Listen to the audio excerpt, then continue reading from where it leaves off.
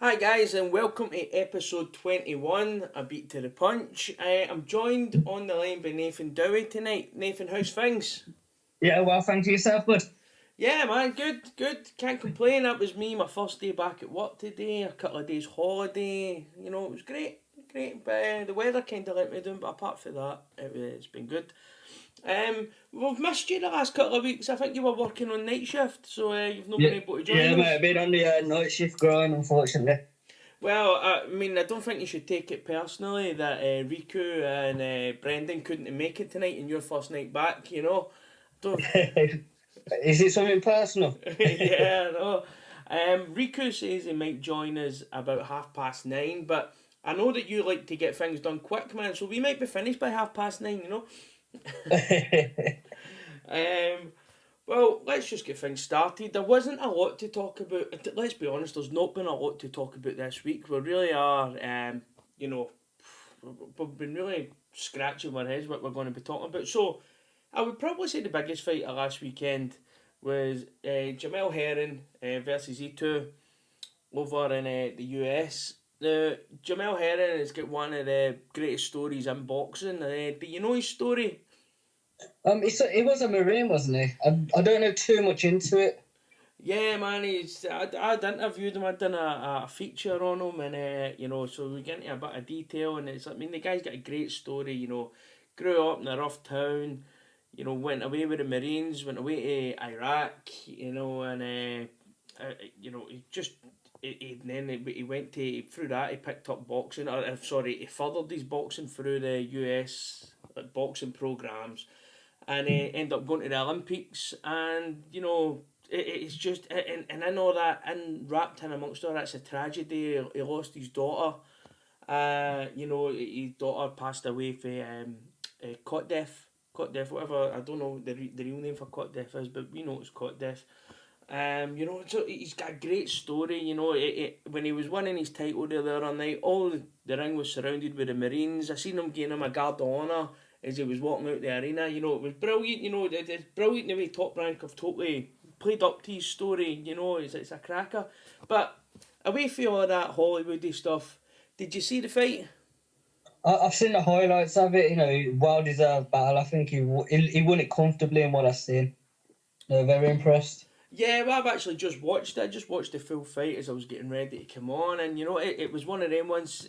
As he settled down, the longer it went on, he just showed he was a different class, for E2. But for him to be picking up this world title, just how good a job has Top Rank done to get him here? Very good because, like you say, his career, he must have been late into boxing as well, wouldn't he? Yeah. Obviously, So with his how old? military career. Yeah, so you know what, they've done a good job, and obviously they've built a good storyline behind him. So you gotta give him full props for that. Yeah, absolutely, man.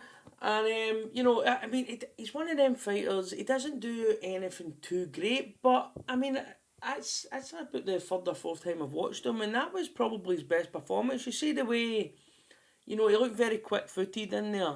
As I said, as he settled into the fight, he looked, a bit nervous at the start, but as he settled down, he was very quick on his feet. For a big guy, he does pirouette quite nice, and from what I hear, he done a lot of his training for this fight, and with Bud Crawford. So he's learning in there for the best. You're never too Yeah, old to learn. and coming into the sport late, it's like he's learning on the job as well. Yeah, So he's only good. Like with some people, how they get worse as they get older. He'll probably get better. yeah, absolutely.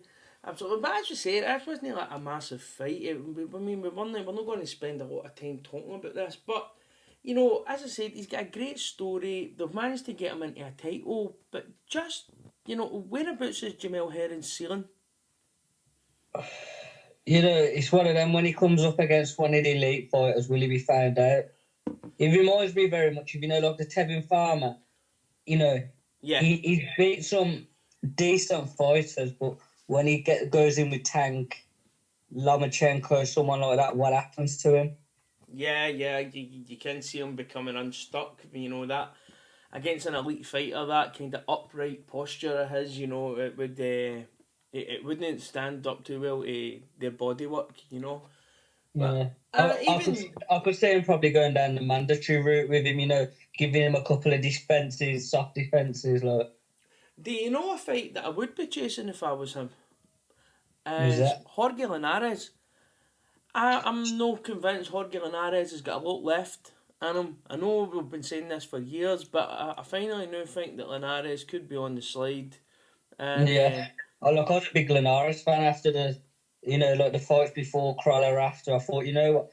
And then when he fought Lomachenko, I thought, he gave Lomachenko a good test. He had him down at one point, didn't he? that's it, man. And he walked him straight onto that. He laid a trap for Loma, and Loma ate it right up. Walked right into a shot he didn't see coming. But yeah, I'm starting to think now that you look at the trouble that Luke Campbell gave Crawler. Luke Campbell gave Linares. And I think that Jamel Herring, with that big, he's a big boy, he uses his jab well. I think that he could have a lot of success now that Linares maybe is starting to slow down a bit. I think that, you know what, with Linares, I think he's slowing down. And I don't know if his love for it's gone as well. Yeah. Some they're not just putting that effort in the training, what there was. Well, that has always been a criticism aimed towards Jorge Linares. I think a lot of the time it's been unjust. People questioned his heart. But as you say, against Kevin Mitchell, I think it was, that's the first time I became aware of Linares, and he picked himself up after a very shaky start to finally go beat Mitchell. And if you ask me if he'd a problem with actual dedication or his heart, as you want to call it, it would have kind of showed up that night, but it didn't. You know what I mean? Yeah. But then again, have you seen Linares' wife? No wonder why he probably gets away from training a bit early. My God, she's the most beautiful woman in the world, That'd keep you at the training camp, wouldn't it? yeah, definitely, man. And you're going to have to dig me out a hole as we move on to the next fight, because it's not a fight that does anything for me.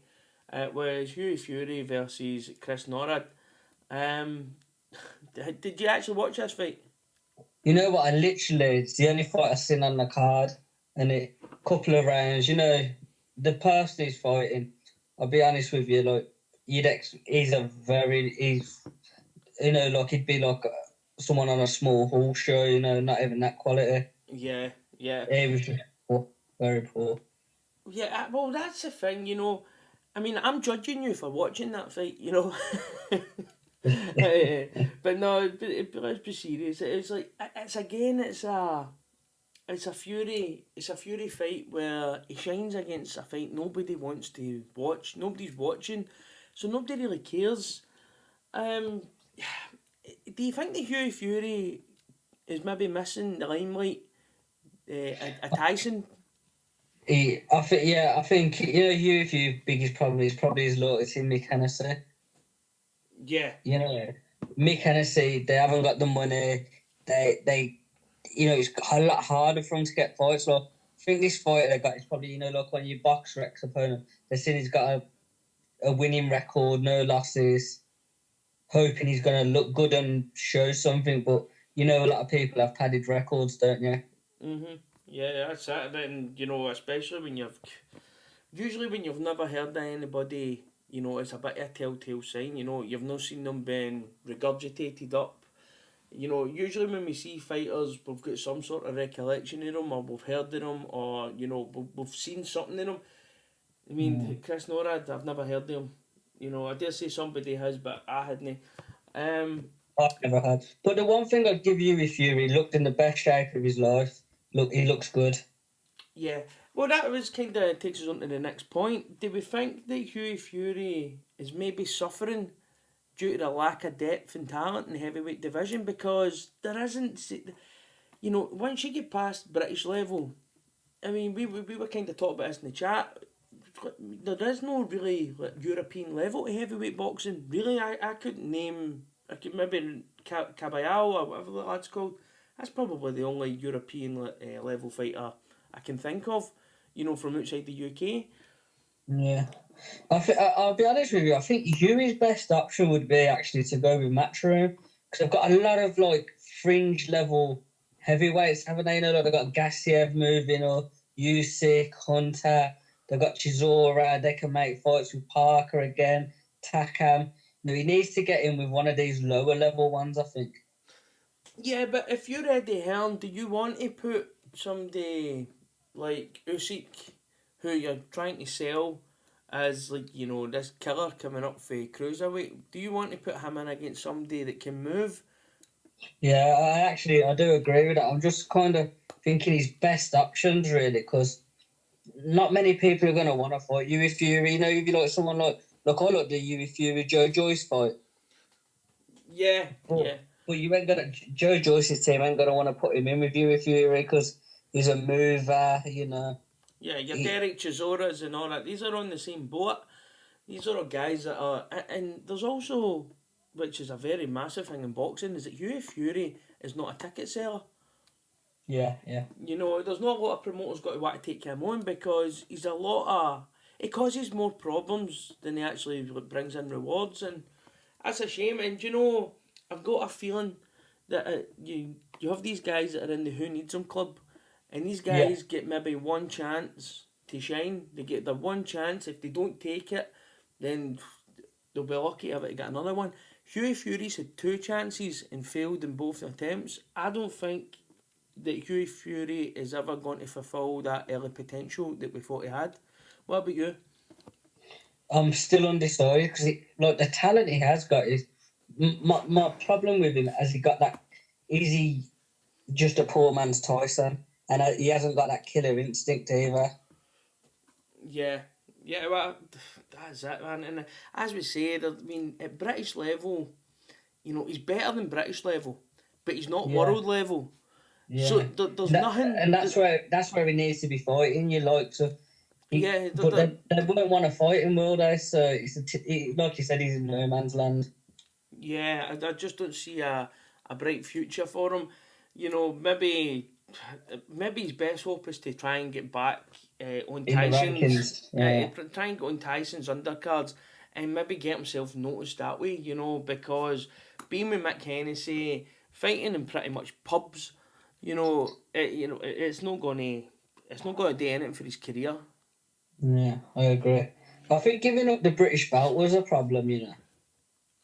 Yeah, yeah, it You know, wasn't. because he could have forced a mandatory, against someone from BT or Sky, get himself in the public a bit more. But as you see, like that's the thing, I know, it's the way that he picked that belt up and then just dropped it. Do you know what I mean? Like, he is somebody that needs something like the British belt. You know, just as something to they can open the door for him to get in with a Warren or get in with Hearn. You know, make him more appealing. You know what I mean? It's like we probably do you if like you if Fury would scold the pants off him, but it would be a great fight for exposure, Dave Allen for him.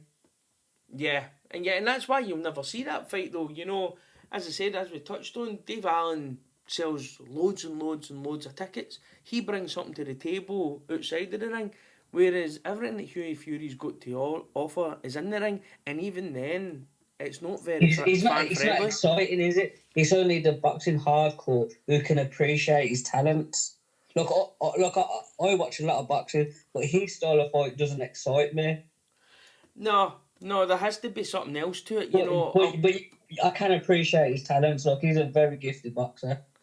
yeah, but I mean, again, we know that how gifted he is, but we have yet to see him like show them skills when he stepped up. You know, if he would have fought the way that we all think that he can fight, did that make sense? It sounded so weird Yeah. coming out my mouth there. But if he fought the way that we know he can against Pulev, he should have danced rings around Pulev that night. But he wasn't. He was very heavy legged. He looked easy to hit. And, you know, he was beaten very soundly by Pulev that night. Yeah, I do know he had a. Maybe it's too much rescue. I know he had that bad cut, so did that hinder? I don't know. Yeah, I suppose. Yeah, well, we know that, and we know that we actually spoke about this a few weeks ago. He couldn't pull out. You know, he couldn't pull out of that fight, biggest fight of his life. He couldn't do it. Mm. But and the other fight that he didn't shine in, but he probably did move and it was a stinker, was Parker. That fight didn't do him any favours. I'll be honest with you. I remember I was out in a pub watching that, and you know what? It's one of them fights. You know when you start watching it, and then the drinks start going, and everyone starts turning their heads. Yeah. I lost interest in that fight. Yeah, let's be honest, I think that fight would even have turned Peter Fury off of boxing that night, It was fucking diabolical to watch. And I think Nick Hennessy probably remortgaged about 6 properties to get that fight on as well, didn't he? Yeah, that's right. Was that the pay-per-view on YouTube, wasn't it? Correct, yes. Yeah, that's it. But as I said, I have my doubts that we'll ever see Hughie Fury fulfil his potential. Yeah, I agree. I think he's got, like you said, he's got to work his way up in a mandatory spot. That's the only way. Yeah, that's it, man. But let's move on to the news. And there's only one place to start this week with the news, and it's a big news. Luis Ortiz versus Deontay Wilder 2 has been confirmed. What's your thoughts on this fight, Nathan? You know what? I'm very hypocritical on myself on this one because you know what? It's a good fight, but I just want to see the big boys fight. I'm not interested in that, but it is a good fight. Yeah, well, see, I'm kind of the opinion where I know that the big fights aren't going to happen. I'm the biggest pessimist in the world. At the very earliest, it's going to be the end of next year. Said to me. If we're ever going to see these fights, they're going to be AJ Wilder. You'll be lucky if it happens at the end of next year. Now, this fight is a cracker. I watched the first one. It was fantastic action, great action, and I'm actually looking forward to the second one. You know what? It's like I say, it's a great fight. It's just it's not what I want to say. Yeah. Well, do you think the criticism that the fight has been met with is a wee bit over the top?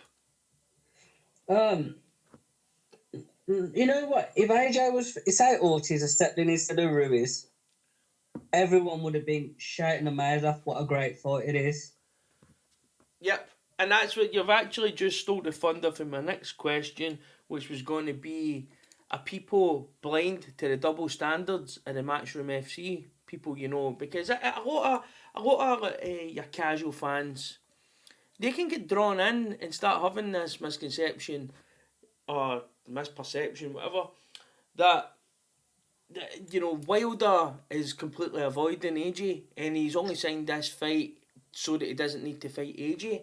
And I've actually seen a load of people via social media say that he only confirmed it this week so he didn't have to show up to the DAZN show this weekend. Now, correct me if I'm wrong, but Anthony Joshua was nowhere to be seen when Fury and Wilder fought. I don't think he was there when he fought Don Brazil, so why is it like now all of a sudden that Wilder has to be at every AJ fight? Yeah, you know what? To me, I don't think any of them are ducking each other. I think PBC Showtime are trying to do is raise Wilder's profile over these next 3 fights. Because you got to think that knockout against Brazil, how many views did it see? Every superstar was tweeting it. Yeah, that's exactly what they're trying to do. And you know what? They're being very successful, as we will move on to later on, because remember when Eddie Hearn was walking about in America asking, do you know who Deontay Wilder is? I guarantee you in the States, more people know who Deontay Wilder is now than know who Anthony Joshua is. Yeah, possibly. Look, I do get, because the Wilder fight against Brazil, they reckon that he only actually sold 7,000 tickets paid for.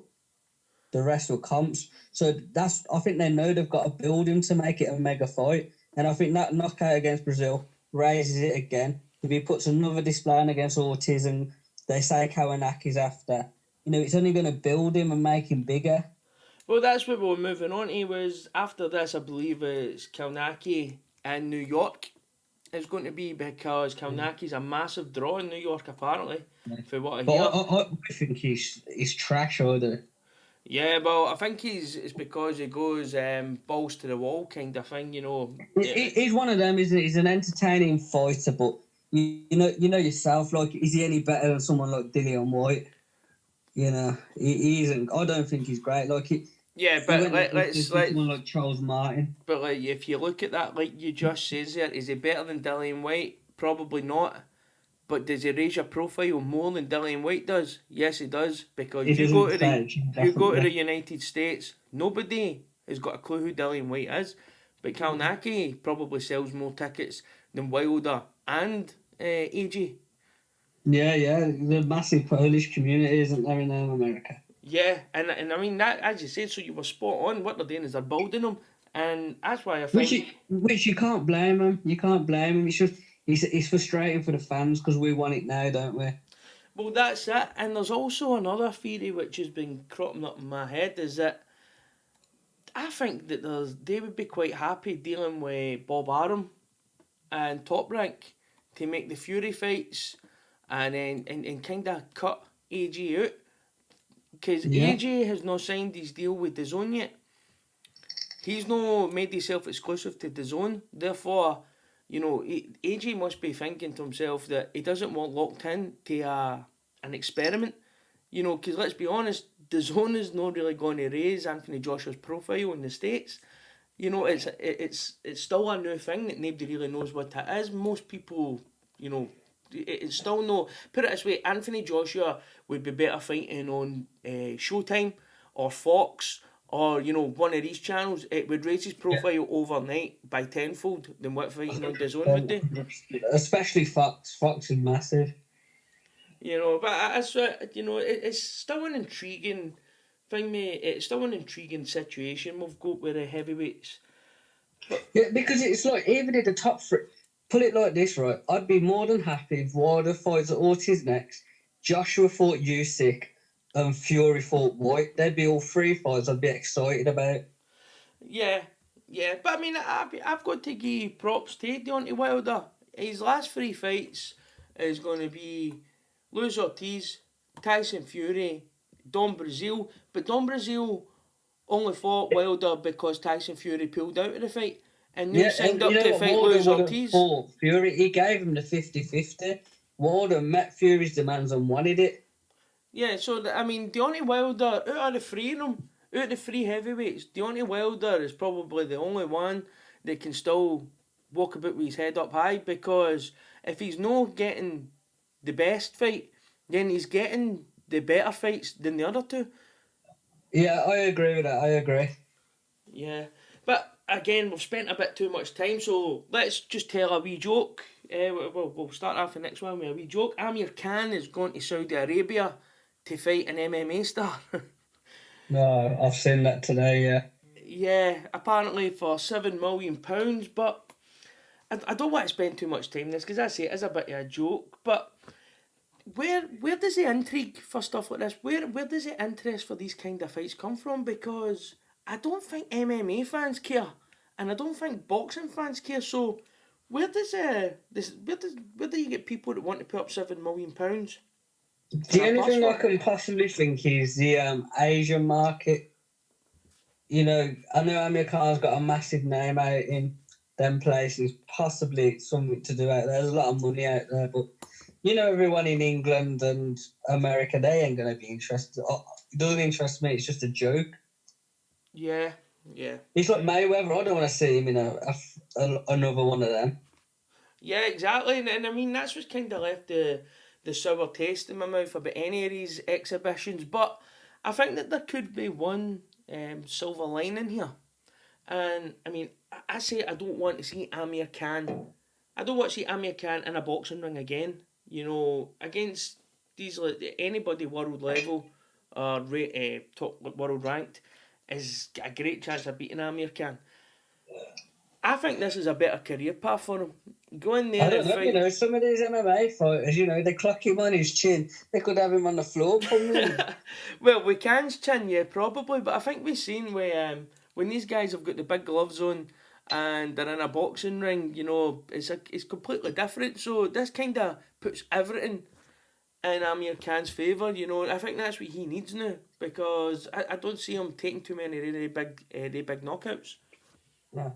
You know what? The one thing I can't get, I know it's good money, though, but what? He's got to have millions. Why does he keep trying to risk his career, like his life? Yeah, I know you've got to question the people that are advising him and the people surrounding him. You know, I don't know. I know he's got a lot of family working for him, but you know, I think there's a bit of shady dealings went on there. I wonder if he's one of them, a bit like Mike Tyson, and all that money, his money's just gone missing, and he kind of thinking, I need to earn some more to get it back. Yeah, well, that's as I say, man, it's like Amir Khan should have hung them up a long time ago. It's starting to affect him physically.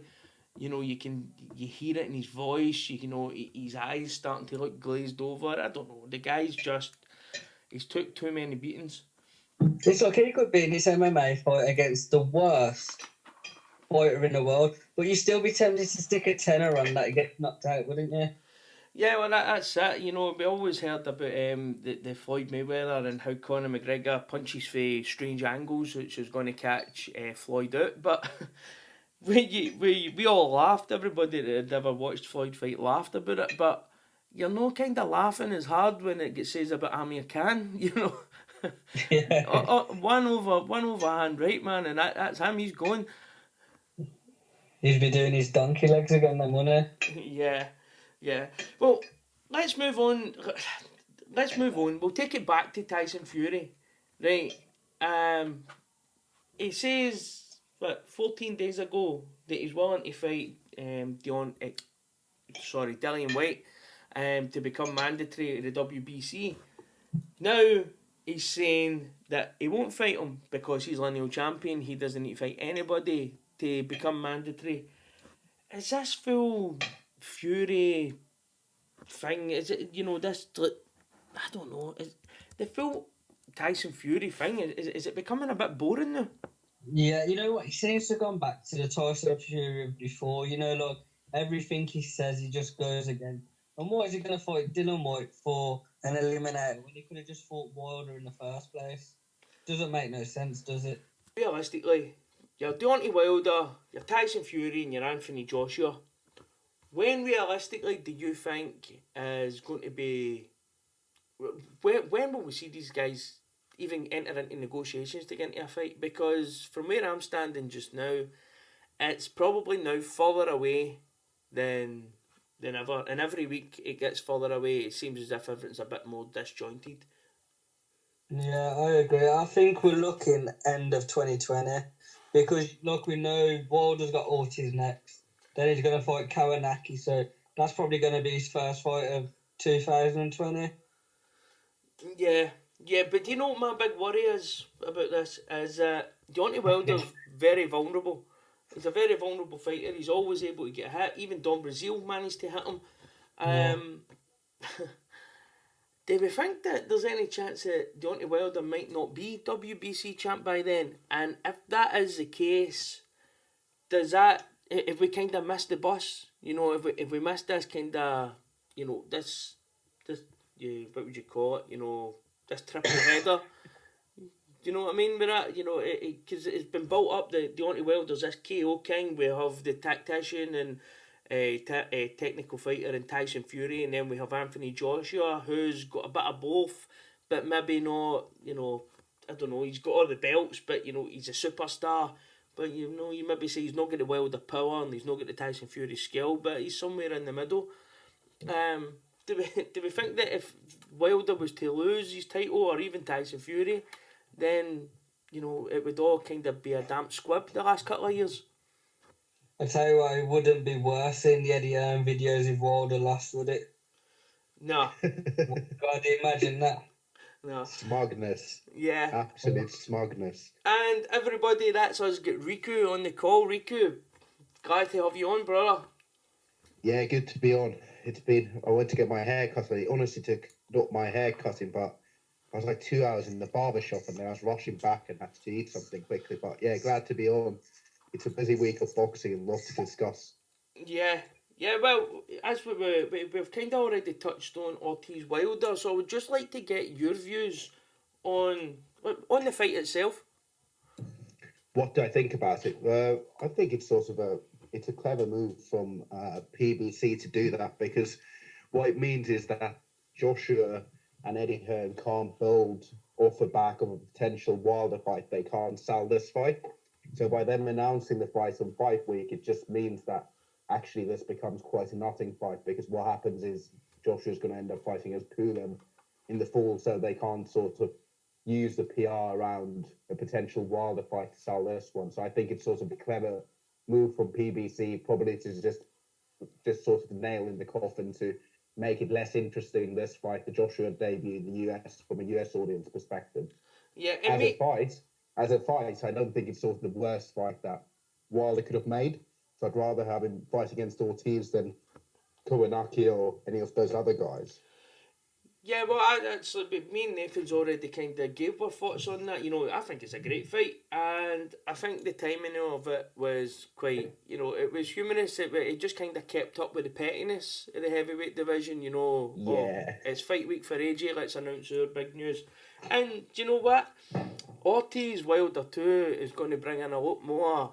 bring in a lot more excitement than what the Andy Ruiz and AJ fight is, and it already probably is overshadowing it, and it's months away.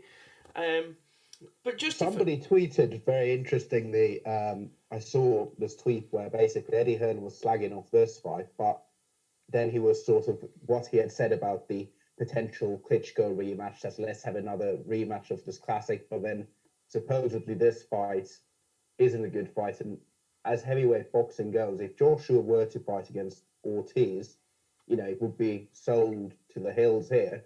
And I think fans will be probably quite excited with the prospect of that fight. You know, failing fighting someone like White, Fury, and Wilder, that's probably the next best option. So, you know, that's an easy fight to make. Both guys are in PBC.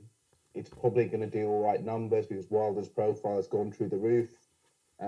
They've left enough time to market it, so it's not a bad option for anybody, really. Well, do you know, Riku, I think there you just answered like the 4 questions I had adapted to that news article, that bit of the news. So you've kind of answered everything. Yeah. And just to finish up on that, when do you think realistically we're going to see the big boys fight each other, or at least get the wheels moving towards them fighting each other? I think everything's sort of geared towards probably the second half of 2020, just because mandatory's been tied up and, you know, agreeing on venues and stuff. And I think something needs to happen for there to be a reason for it. So one of the channels, maybe DAZN or, you know, Showtime or somebody else says, or ESPN, this isn't good enough. We've invested a lot of money in you guys. We need the ratings. And then, you know, people get around to the table, but at the moment there's no incentive because all of them are getting so much money fighting against opponents that they should basically steamroll. Yeah. Well, it's just so that ironic that that's us now moving on to the preview. Anthony Joshua Ruiz, but it feels as if we've been talking about them for the last, 10 minutes. But let's just quickly go into the preview of the fight. Does anybody, I'll get to you, Nathan, do you give Andy Ruiz any chance in this fight? No, I don't actually give him any chance.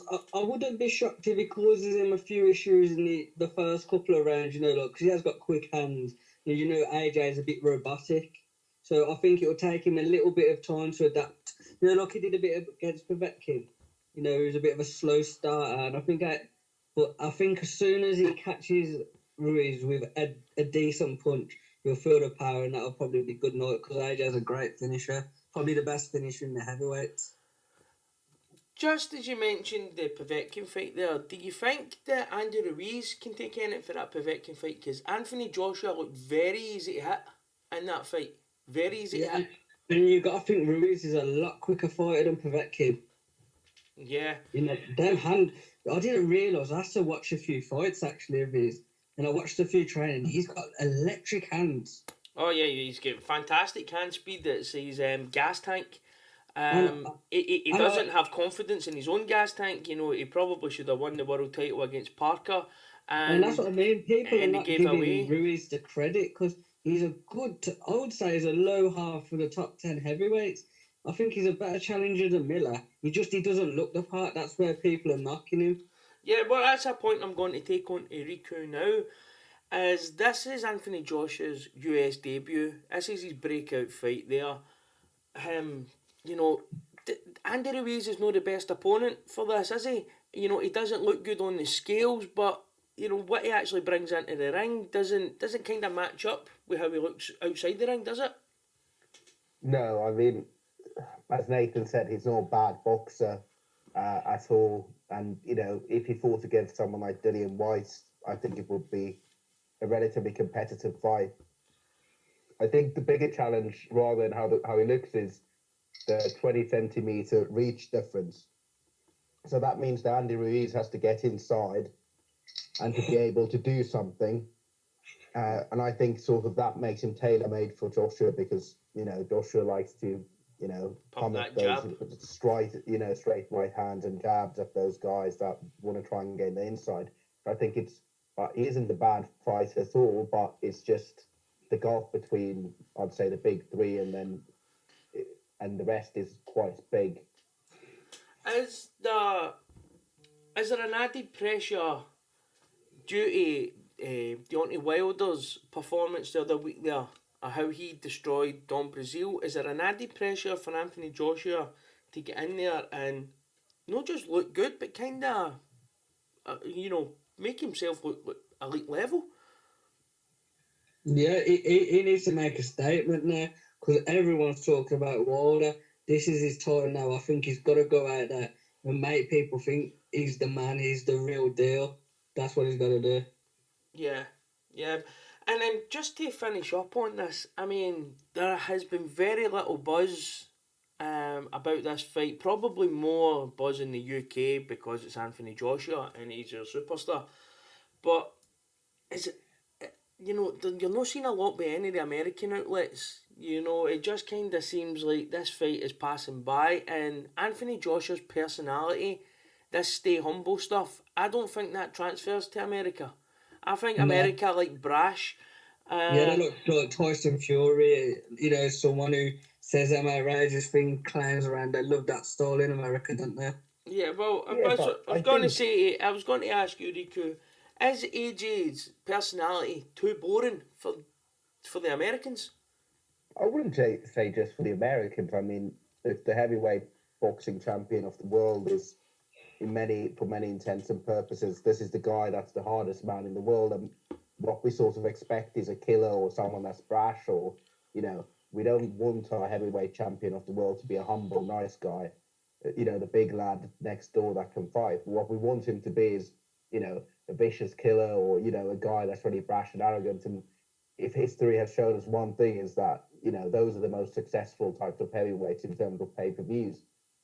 If you look at, you know, Lennox Lewis's biggest numbers are against guys like Mike Tyson because they sold the fight. So, you know, you need a guy that has a personality that you either buy because you dislike them, or you buy because, you know, you love them because they're so vicious and brash. Yeah, but but this fight, I mean, we were all kind of looking forward to the pressers with Jarrell Miller more than the fight itself, because Jarrell Miller, he has what we would call a stereotypical American. You know, he's big, he's brash, he's loud. He'll say things before he thinks. You know, it kind of feels that way. There's no bullshit with him, and you know that's probably what makes Jarrell Miller a bigger star than what he actually is. You know, more people know of Jarrell Miller than they should. Whereas Anthony Joshua is the opposite of that. He needs somebody like Jarrell Miller to bounce off. And now Andy Ruiz is a nice guy, lovely guy.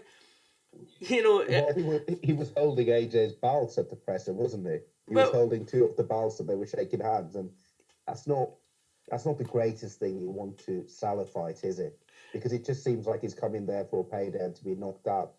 Yeah, that's exactly that's what I'm actually going for there.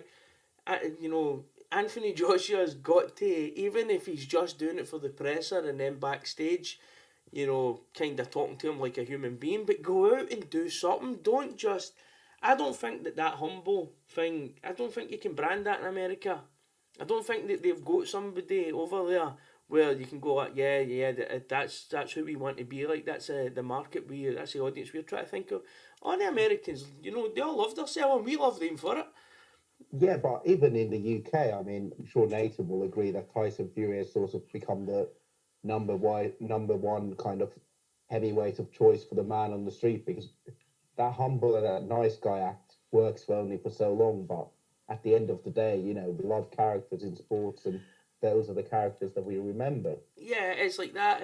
I've got a few friends, and we would call them. We would actually say he's a prick, but he's our prick.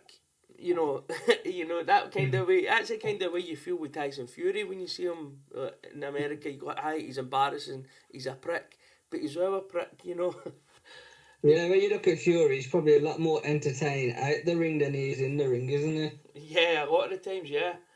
Yeah, but even those talk shows that Tyson Fury went to last week in the US, different sports shows and stuff, people are loving him. People are loving his, you know, his banter, how he is. But AJ's quite boring, to be honest. And, you know, he says the same stuff, and, you know, he wants to come across as, you know, this overly media trained guy that's just, you know, that's just nice and likable. But, you know, US, as you said, US, what we're used to is American football stars, basketball stars, they all have character. And, you know, it's all about the kind of flair and extravaganza. Whereas in the UK, you know, the people that like AJ aren't necessarily always boxing fans, so they aren't going to be buying. Your mom will like AJ, and you know your colleagues at work, but a lot of boxing fans have grown tired of this image. What about this? Obviously Tyson Fury's been doing his press tour over in the US. As you say, he's been on the TV shows. Now, I just listened to a US podcast before I came on air, and they were saying that they haven't seen Anthony Joshua anywhere on TV. They says that he appeared on ESPN, but it was an old rerun. And they were saying they pretty much seen no build up, little to no build up for this. So one of the guys were actually in New York and says that they've seen nothing about the fight there. As it goes, it's like, you know, is this big coming out in America? It's been a bit of a damp squib. How would you rate it? Who would you rate best? Would you rate Tyson Fury's press tour or Anthony Joshua's build up to his US debut? What one do you think done the better job? No, Fury by far. But I do kind of think that may be down to Joshua being with DAZN. They haven't got the links what ESPN have got. You know, he might be getting blocked out from a lot of this stuff. DAZN might not want him going on there. ESPN might be saying, no, we don't put him on there. That's it. I think that's AJ's problem. Yeah, I must agree with that, because why would Showtime and ESPN that go to millions, hundreds of millions of homes, you know, why would they be promoting a fighter for another platform? So it's a bit like here, if you don't have Sky Sports or BT Sports, you won't get a lot of content from their fighters. So that's the whole kind of, with when Chris Eubank Jr. was fighting on ITV, you know, he went on to Good Morning Britain with CD and, you know, all this other stuff. And that's the kind of benefits of being with a big established TV network. It's like they have tried with Anthony Joshua. They've done a thing with Meek Mill.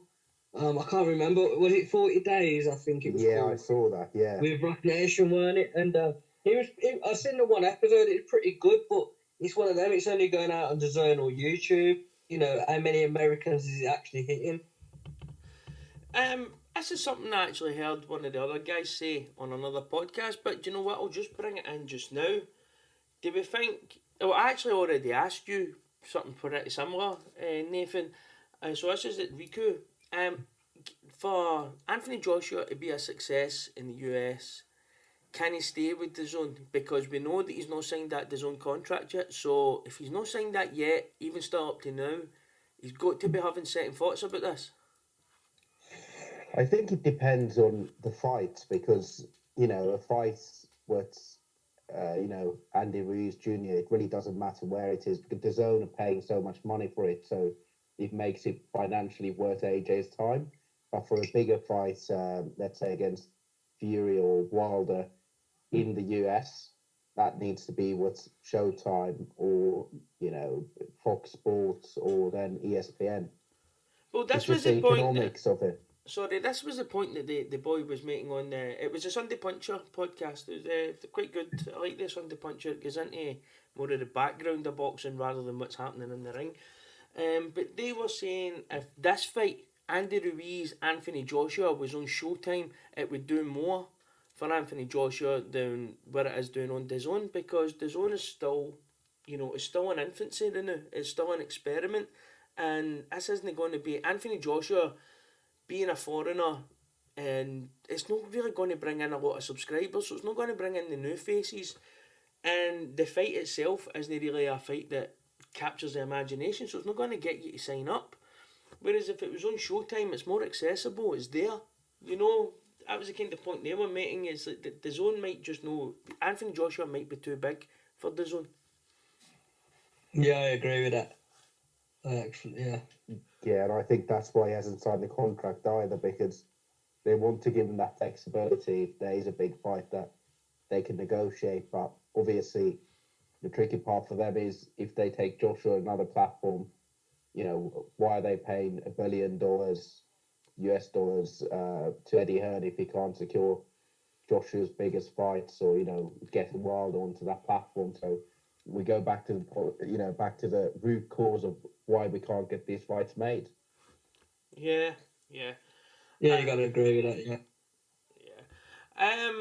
Look, I think we've spoken enough about all the heavyweights: Wilder, Ortiz, Fury. We even had Hughie Fury on earlier on. Fucking all we did is talk about heavyweights for people like me who don't like the heavyweights anyway. I talk too much about them. So let's move on, because we're going to preview this fight this week, because I'm away in a stag do next week, so there won't be any show next week. I fly out on Thursday, so let's just talk about Triple G versus Steve Rolls. Now, I don't think anybody's under any illusions of how this fight's going to go. I mean, we all quite certain that Triple G knocks this guy out. Oh yeah, 100%. Riku. Yeah, definitely. Right. But what will be interesting to see is how has he changed anything since he's been working with Jonathan Banks? Really changed his personality, hasn't he? Yeah, exactly. But his physique looks quite different as well. He looks a lot more muscular. Well, you're just eating into the questions I've wrote out here, guys. What I was saying is, Triple G is coming in looking like a new fighter. Do we need to see Triple G change his style for the previous two Canelo fights if he's got any chance going forward? Because he's looking more slick. He's looking, he's looking better on his feet. But his body looks fantastic. What's your thoughts on that? We'll just go with Riku first. But I don't think he does, to be honest. I think he only has to change his style so they can beat Canelo in the rematch, which will probably take place later this year. So I think this is sort of one of those fights where they're testing a style to beat Canelo, and hopefully they'll take that to the next fight. Now, Nathan, did you get the feeling that Triple G was maybe getting a bit stale with Abel Sanchez, and that's why he's now mixed it up? Yeah, I agree with that. I feel like you have to feel sorry for Triple G, because you know what? Everyone knows he won that first fight. Second fight, debatable. I did have Canelo win that, but he was very close. And maybe he just needs something fresh now, like something new to try and work on what he started. Like with Sanchez, maybe just freshen up. Yeah, I don't think it's a bad thing for a fighter to change up. I think under certain circumstances, I think the split for Abel was probably coming, and that's why you had Abel, who was eager to get out and tell the world that Canelo won that second fight, because he probably knew that his relationship with Triple G had already deteriorated, that they weren't going to be moving forward for there. There seems to be a problem in Big Bear as well, because a lot of the fighters are leaving, aren't they? Yeah, well, that's it. And, up until Triple G actually went back there, Abel still, when I interviewed Abel, he still managed to slip in, was it Terry Norris? He still managed to slip him into a conversation anyway. And I was sitting thinking to myself, that's a gap between, your successes. It's like a way back to the early 90s to Triple G coming to you, you know what I mean? I thought Abel, before Triple G came about, I thought Abel had chucked it. I don't think Abel was still training fighters. Well, Kovalev was there, wasn't he? Kovalev was there for a while, and, a few other fighters, Joe Joyce and some other fighters. Yeah, I know Joe Joyce was there. He was there when Triple G was there, because this was around about the time I was interviewing him. Joe Joyce had just signed. Joe Joyce was just Fury was up there, weren't he, with Ben Davison as well? Yeah, but again, they were just using the facilities. I actually thought that there was a point before Triple G came back in the scene. Triple G came onto the scene that I didn't actually know that Abel was still training. You know, I just thought he was kind of one of these guys stayed on the peripherals of boxing, but you know he's done well for his comeback. You know, he had Alex Saucedo in that fight up there. Now, but as you say, there's a lot of guys now beginning to leave again, and Yeah, I think the only one I can think of who's still there is Gassiev. Yeah, that's true. Yeah, and I mean, let's be honest, Abel. The way that I've seen these Instagram videos of Triple G, he's up his toes, he's moving, he's boxing around the ring. That's no an Abel Sanchez fighter. That's the complete opposite. Abel Sanchez has got a certain type of fighter. You stand in there and you brawl and you land your big shots. That's it. You know what I mean? And I think that Triple G's probably thinking that if he's going to beat Canelo in this third fight, he has to change it up, and the sooner he changed it up, the better. Yeah, but I'm with you there, sort of that. Personally, I haven't really rated Abel Sanchez much as a trainer. Even the work that he did with Triple G, you know, a lot of it was Triple G. To me, he's a best like a Virgil Hunter type character where, you know, he rides on the name of one fighter as such, but he hasn't, you know, produced champion after champion and taken them from the infancies of their career to world championships. Do you know, just to go off on a wee tangent here, I actually had a debate with, I can't remember his name. I think he's in seconds out now. He's with that team. Danny Flexen. Yep. And I says that Virgil Hunter is so unproven. I think it was after a Darrell fight. I think Darrell had fought, and Virgil Hunter, while the fight was on, was trying to distance himself from his corner. From his corner work, and I had a go and I says, I've never rated Virgil Hunter other than the work he did with Andre Ward. You know, outside Andre Ward, I've never actually seen it. I've never seen it, you know. But then again, I think that they two might have been the perfect storm for each other. If you've worked with Andre Ward every day, and then you've got somebody like Amir Khan coming walking through the door, maybe that's it. Maybe he's just used to dealing with somebody like Andre Ward. They can't get his message across. But I've never been sold on him because he's never been able to replicate it again in anybody else. He even had fighters like Andre Berto, Brandon Gonzalez, you know, quite a few other guys. So it's not like he hasn't been given good fighters to train. It's just the case that he hasn't actually improved any of them. Yeah. Nathan, if you get anything to add to this, I mean, as I said, it's no an intriguing fight. We all kind of know how it's going. The only one thing I would like to, I've seen something on Twitter, but I don't know the full story behind it. That Daniel Yulusinoff, he was meant to be fighting on the card, but I reckon Triple G scrapped him from it because of something he said. Yeah, I seen that as well. Yeah. Do you know anything more about that, or It was actually, I just seen someone say that what's happened to Triple G now, he's went from this nice guy to a bit of a diva, and then when I kind of checked up on it, that's what they were talking about. But actually, that's, as far as I know, it's just a tweet that I've seen. So that's as much as I can add. I don't know if you've seen anything, Riku. No, I've just seen the same stuff, and then Eddie Hearn was sort of in an interview, you know, skirting around the issue, just saying that he doesn't know the ins and outs and if there's any history between them. So I think it's, you know, something has been said and somebody's been upset. And do you know what? I actually did see Ustinov saying that what he's apparently said was taken out of context or lost in translation. It was something like that. I did actually see something like that on News Now. Wouldn't you say that? Wouldn't you say that as well? Yeah, well, I wouldn't after he's cut me for the show. I would be calling him for everything. And you would have thought, like a country like where they're from, they would have tried sticking together and building the boxing a bit more out there, wouldn't they? Yeah, definitely. But let's move on to the discussions now. Do you know what? Well, we'll just start with one that's actually a bugbear of mine, and it's this Anthony Joshua and the Ruiz undercard. I'm trying not my best not to talk about any of the heavyweights, but this undercard's a bit of a shambles, isn't it? You know what? I'm the only one who's been trying to give it a bit of credit. I think because I've been just seeing everyone on Twitter slagging it. I think I'm trying to give it a bit of credibility. Well, you can go to positive then. Let's hear you talk it up, because the only fight I would really give a pass so far, including the main event, is maybe Josh Kelly and Ray Robinson. Yeah, yes, I think that's a no. I know Robinson hasn't won it, but it is a step up. He's been in with higher quality than Kelly has. I think that's a step up. I think Algeria Cole will be a fun fight. Yeah. I think that's, like I say, I can't say it's a great card because it isn't, but I don't think it's as bad as people making out. But Chris Algieri, I mean, come on, we're not going to try and talk up Chris Algieri here, are we? The guy's a dietitian.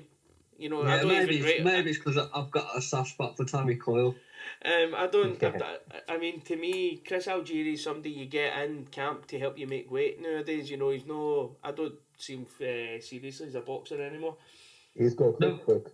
He's got a cookbook. Has he actually got a cookbook? Aye. Yeah. I tell you what, though, you can get 3-1 on Tommy Coyle winning. So if you think Algerian, that could be a nice little money earner there. It won't be, mate. It won't be. Yeah, and I mean, we've got Katie Taylor looking to become undisputed. You know, but I mean, again, women's boxing just doesn't do it for me. I tell you what, Katie Taylor, though, she's a good watch. She's a great boxer.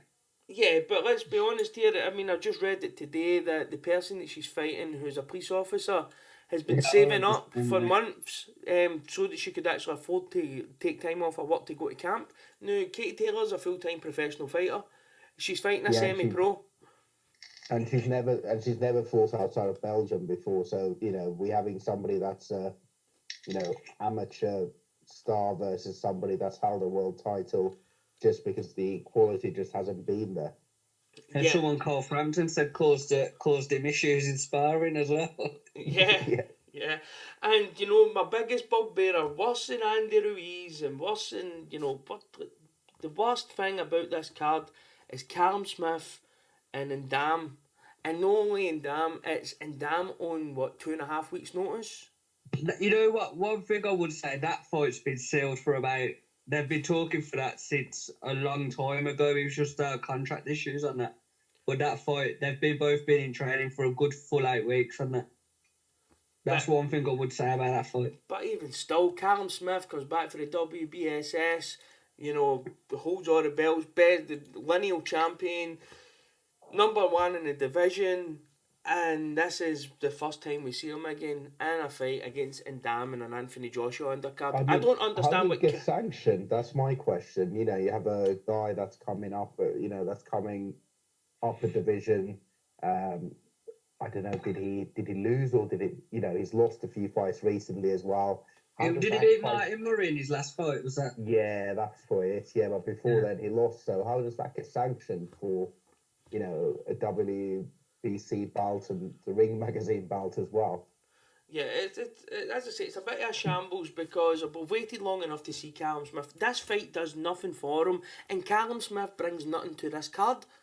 I think the thing where Eddie's saying, because Callum Smith's meant to be, him and Buatsi are meant to be in big fights coming up now.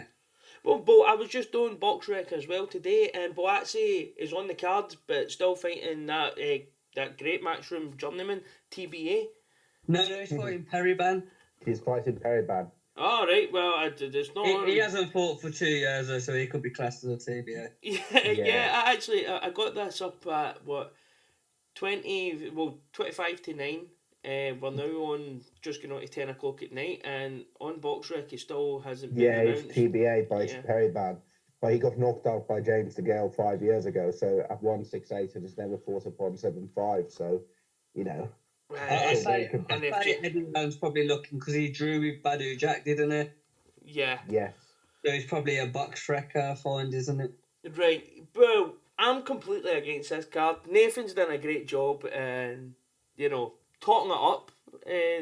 I've been watching too many IFL interviews. Yeah, man, you're fucking Matchroom FC, man. Riku, where do you stand? Are you somewhere in the middle, or do you just hate it? No, I don't think the card's very good. My main kind of weird thing about this card is that this, to me, looks like a UK undercard for a Joshua Wembley fight.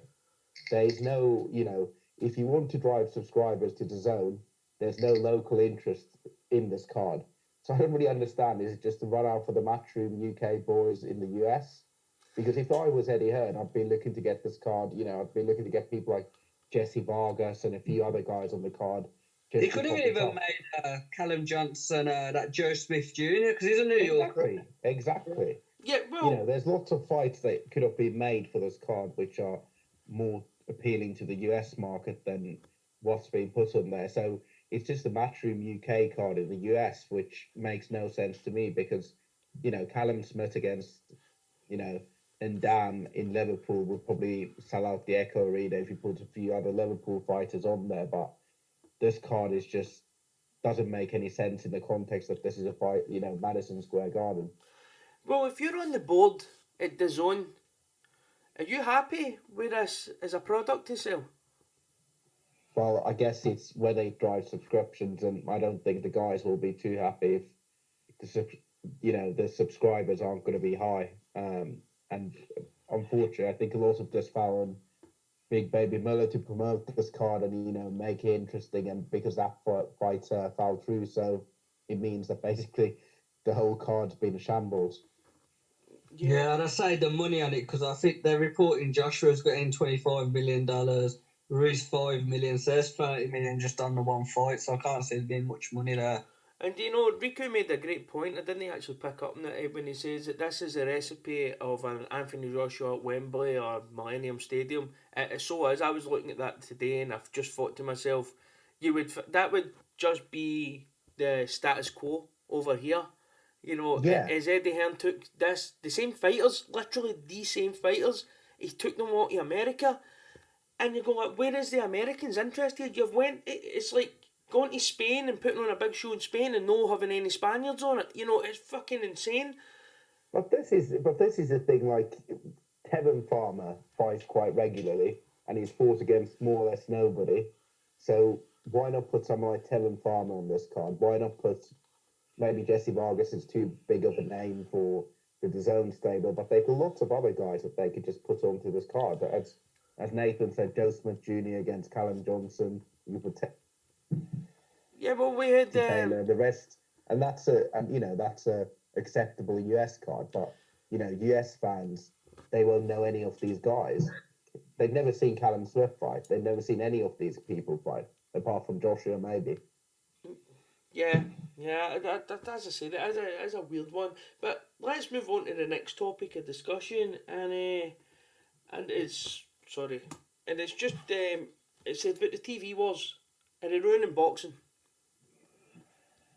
I'll leave this to you, Nathan. Nathan, we'll go with you first. It's TV wars. Quite simply, yes. Yeah. It's just, look, don't get me wrong, I think when you've got a lower level fighter, it's a lot easier to match, again, say ESPN, got Lomachenko. It's easy to match him with Campbell because Campbell's not a big ticket seller, not big on Sky. You know what? They'll do that fight easy enough. It's just when your big stars your Crawford on ESPN, Spence with Showtime, same with Joshua and Wilder. So I think it is ruining it. Riku, are we seeing it's going to be the emergence of the mid-level fights? Is this going to be in the next generation a mid-level fights, and we're never really going to see the elite level because nobody wants to work with each other? Yeah, I mean, look at Lomachenko, look at Crawford, both being more or less frozen out from the fights that are most appealing to the fans. The same goes for the heavyweights. But even in the mid-level, they all in-house fights, the PBC fights, and what's happened is, certain weight classes are managed by certain promoters, so they just do the big fights that way. But any weight class that has more than, a few promoters of the big ones and TV networks involved, the fights that people want to see just aren't happening. And it's partly because you can afford to pay a Gary Russell Jr. $1 million to fight against nobody just to have him on your network. Is there a simple solution for this? Oh, no, not a simple solution. Is there a solution? Is there a way in which your governing bodies can maybe start to do more to force fights? Probably for, mandatories, but not voluntaries, and that's part of the problem is that voluntary fights tend to be in-house fights or, promoters that people work with, but mandatories, all then people are starting to vacate. So we've had many instances of PBC fighters or others vacating not to fight for a title on another network, and then you've got Al Heyman and others offering a lot of money to compensate them from that. So that's a big challenge. Look at the WBC and the heavyweights. There's a way around it. So Dillian White's not fighting against Wilder. Instead, you've got Brazil fighting against him, and now Dillian White and Fury need to have an eliminated fight against Wilder. Are we? I'll give us one to Nathan. Sorry, totally lost my trail of thought there. Is there a tipping point where, boxing is not a product worth having on these platforms? Is that when we can maybe start grasping back reality? I'll just say that for the angle. I mean, boxing's expensive. It's an expensive sport to have on, but it's only expensive because people want to pay the pay-per-views for the big fights. Now, if them big fights are not happening, then boxing is no longer financially viable for the money that's going about it now. Do we need it to kind of fall off a cliff? Possibly, yes, because, these big fights, it's going to just lose fans, isn't it? And people are going to just give him, look at you with the heavyweights, you're already losing the interest. Yeah, you're fed up of talking. Everyone's just getting fed up of talking about it. And how many people are going to just go, look how good the UFC concept is? Yeah, I'd say it's such a simple concept, and it works. But yet boxing is so overly complicated, so diluted, so political, so corrupt that it's fucking that this what has to happen is it's going to have to fall off the cliff. There's too much money being batted about there now for guys not to fight. We need that to stop. On UFC, the fighters don't earn a lot of money, do they? They all managed and promoted by the same guy and entity. So it means that, main event fighters are making $200,000-$300,000 to fight. And that's from a boxer's perspective, this is great because you can make a lot of money fighting against poor opponents. But then from a fan perspective, it's not so great.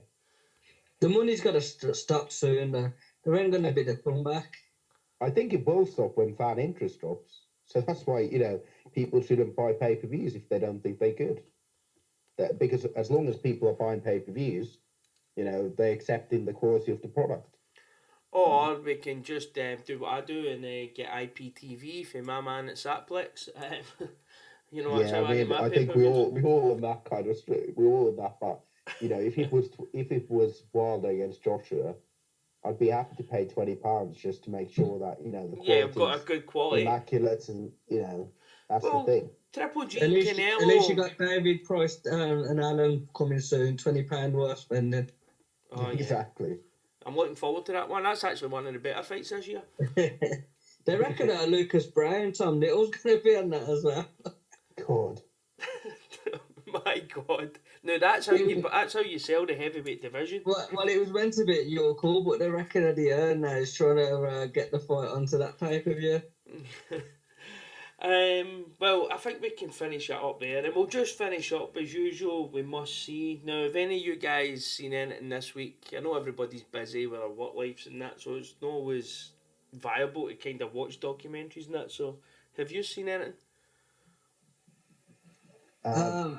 Okay. I think.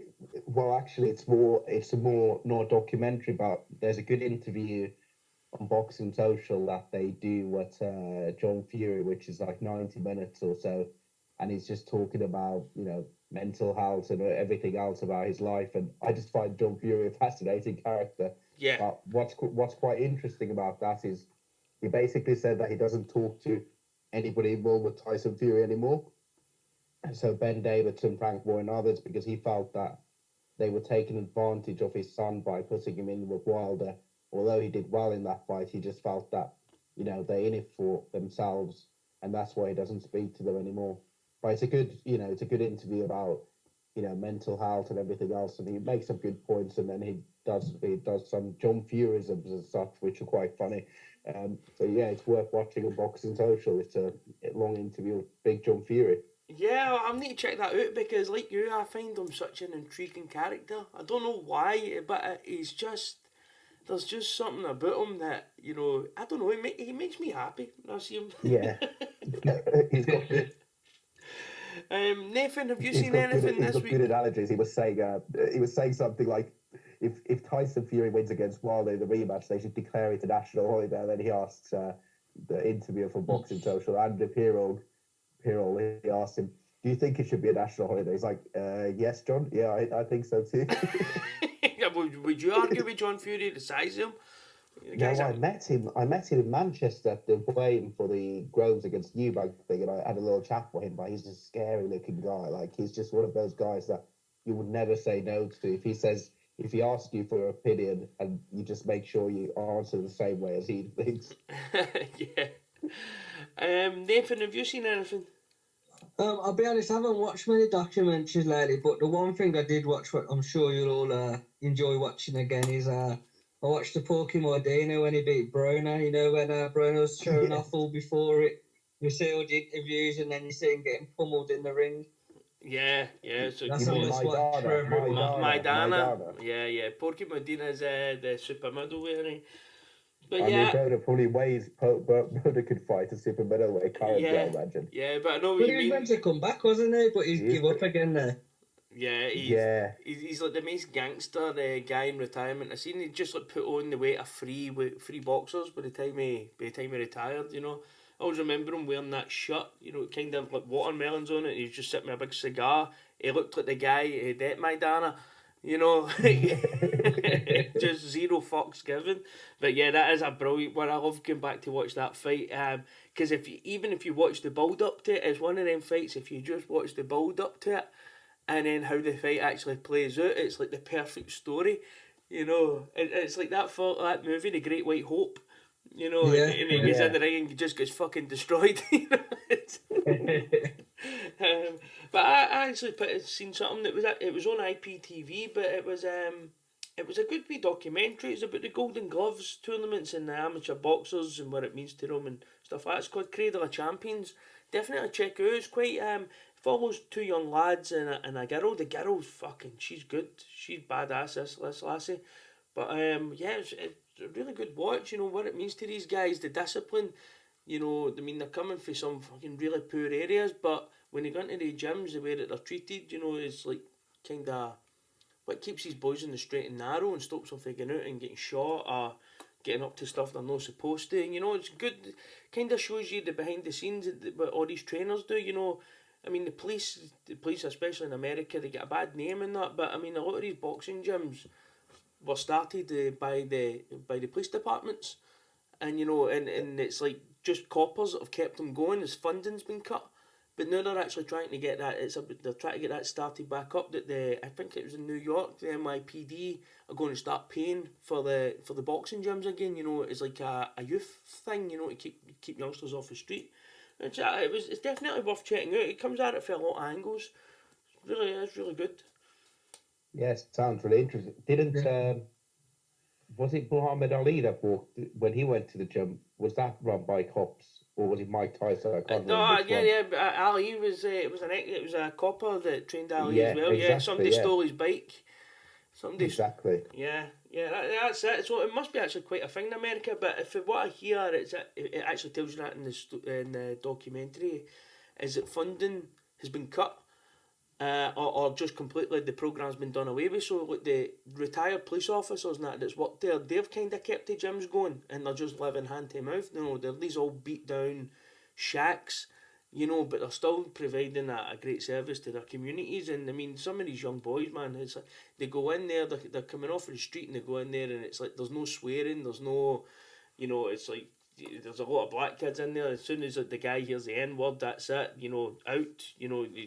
It's like, but he gets boxing to mean that much to these boys and fighting in the Golden Gloves that he can kind of hold it as an apple towards them, to encourage good behaviour rather than all the negatives. It was good. I really enjoyed it. It was a good wee watch. I sat having a wee beer watching it the other night. It's definitely worth checking out anyway. Yeah, I think they could do more in this country, with knife crime and other stuff, just to get people involved in boxing and it's a shame that the funding for all these youth clubs and boxing clubs is getting cut. So I think it's something that probably every country could do a bit more with trying to get kids into boxing. Yeah, but I mean, I found it quite incredible that it was actually the police department themselves that was funding this, and not what the police department wanting in conjunction with somebody else in government whose job it actually is to look after kids. It was actually the police department that took it upon themselves. I thought it was a great initiative, and then, as I said, as greed and that gets bigger, they've cut it. Now, the same thing's happening in this country. Football is massive in the UK, as you guys know, but have you ever seen what it costs for like kids' football teams to rent a pitch and a referee for the day? Yeah, it's expensive, extortion, isn't it? Yeah, I mean, you're talking about over £250, just to rent that pitch for an hour and a half. Yeah, I'm not surprised. Even in London, when I used to play football, we used to pay 15 quid a head just for the referee and, a pitch, one of those big pitches or one of those big fields that has lots of pitches. So, it's expensive and not everybody's parents can afford that. Yeah, and I mean, yourself in London, property prices and stuff like that, could you imagine trying to keep a boxing gym up and running, what you would need to charge? I don't know how these guys actually do it. That's why they all based outside of central London. That's why they all sorts of in, the kind of less affluent areas of London or under, railway arches or places which people just don't want to necessarily have stuff or, in industrial, where there's a lot of industrial, complexes and stuff like that. Yeah, I actually think there was one in Grenfell, wasn't there? There was one in the Grenfell Tower that burnt down. I think that's what George Groves came from. Dale Ute. Yeah, that's the one which George Groves and De Gale are from. Yeah. Oh, I didn't know they both came from the same gym. I didn't know that. We'll need to talk about that another night.